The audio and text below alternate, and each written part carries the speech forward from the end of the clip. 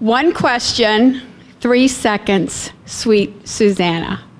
As a professional speaker and a presentation coach, I love the power of words and how you can line them up just the right way to impact lives.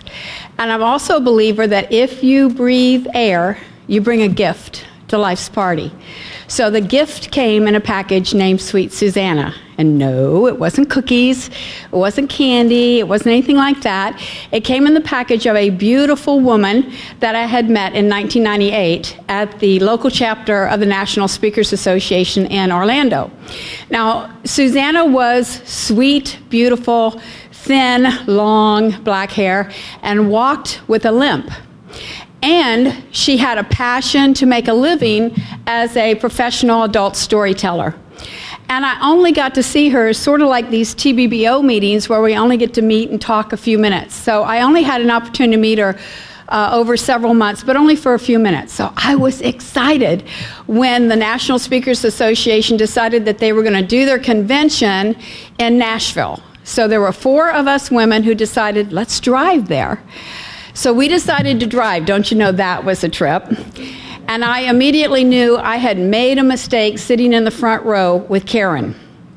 So as soon as we could stop at a rest stop and make a change, I immediately sat in the back seat with Susanna.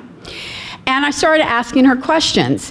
And she was even more interesting than I had first thought when I first met her. So I asked her, you know, Susanna, what makes you so different from other people? And she said, oh, that's easy.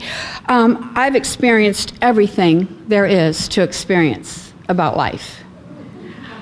Now, I don't know about you, but when somebody tells me that, I'm like, oh, really? Oh, yeah? Prove it. So for the next 12 hours, she did. And so I would say, Susanna, have you ever done this? And she'd go, yeah, in 1992, and then she would tell the story.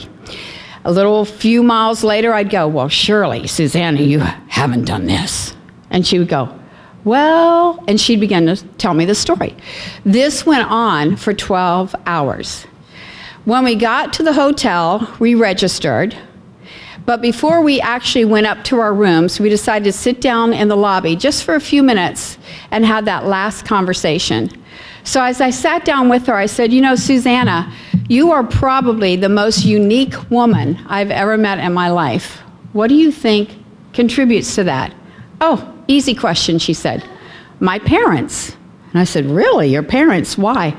She said, well, I was born of very old parents. And I was like, well, geez, how old were they? And she said, well, my dad was actually retired when I was born. I was sort of like a surprise baby. And she said, so he got to spend a lot of time with me when I was growing up. And she said, so every night at night, he would come and he would tuck me in. He would give me a kiss on the forehead and he would say, sweet Susanna, what have you learned today? She said, Sheryl, I read the encyclopedia like it was a Sherlock Holmes novel. She said, I kept the dictionary by my bedside and read it constantly because I knew every night he was going to come in and he was going to ask me, sweet Susanna, what have you learned today? That has grown to be a legacy in my life. Just one question, 3 seconds, inspired a little girl to have passion for knowledge and left a lifetime legacy. For you, ladies and gentlemen, I hope you will do tonight what I do every night and ask yourself before you hit that head on that pillow, what have you learned today? What have you learned today?